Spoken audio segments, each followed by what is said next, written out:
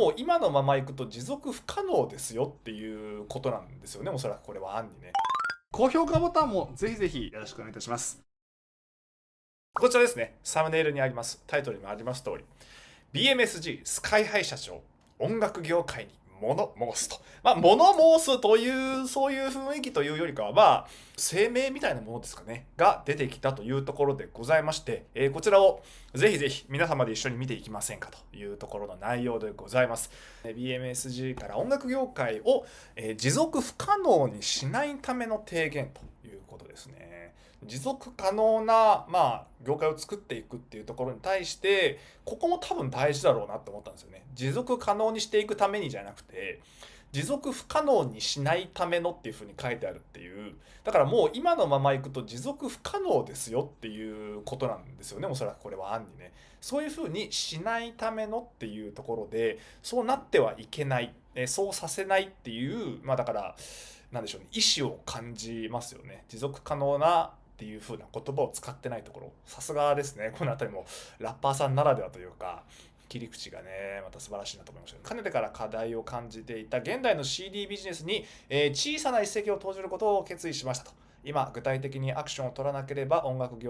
業界そのものが持続不可能になると危惧しているからです。今の音楽業界、とりわけ CD ビジネスは大きく複雑な問題を抱えています。90年代から変わらない利益の分配構造や、そこからの予算の割り当てに苦しむアーティストやアイドルも多く、時代が変わっている中での CD の売上という指標を継続して目標に設定される結果、ストリーミングへの移行が遅れてチャンスを逃したり、活動を続けられなくなった方々もいらっしゃいます。しかし、すでに全社会的に出来上がりきっているシステムを強制に変えるという行為は、また違う誰かを苦しめる諸刃の剣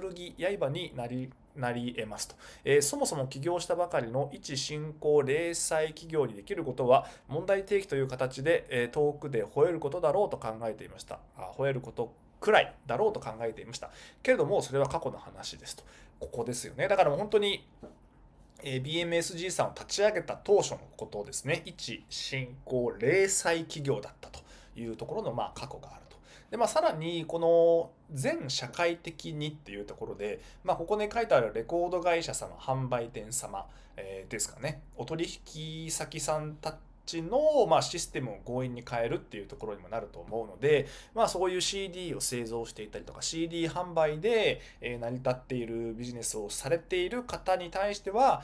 これは誰かを苦しめてしまうというところのお話になるのかなというふうには思いますね。これは日高社長が音楽を売る側の人だからこそ分かってるというか見えてる構造でもあるわけですよね。で、逆に言うと売る側で CD 売ってたくさん儲かる人たちからすると、できればこの内容って本当は伏せておきたい内容なんじゃないのってやっぱり思うんですよ。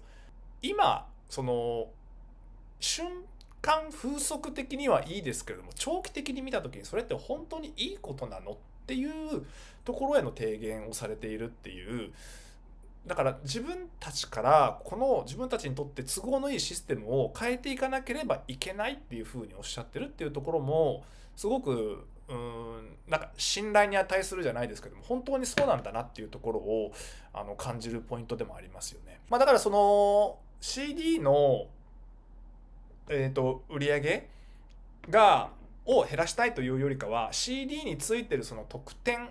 を目当てに大量に買われる方の負担を減らすっていうところと、そこで無駄になってしまう CD の廃棄分っていうところを減らしたいっていうところだと思うので、未来のその地球の環境っていうところもそうですけども、なので CD についていた特典を CD ではない何かにつけていくっていうところなので、例えばこれが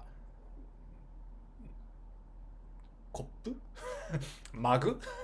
今僕の目の前にマグがあるんだけど、このマグを買うといろんなものが一緒にこうついてくるよとか。で、なんか複数種類特典を集めたいとか、そういう方たちもね、こう収集したいなっていう方だったりとか、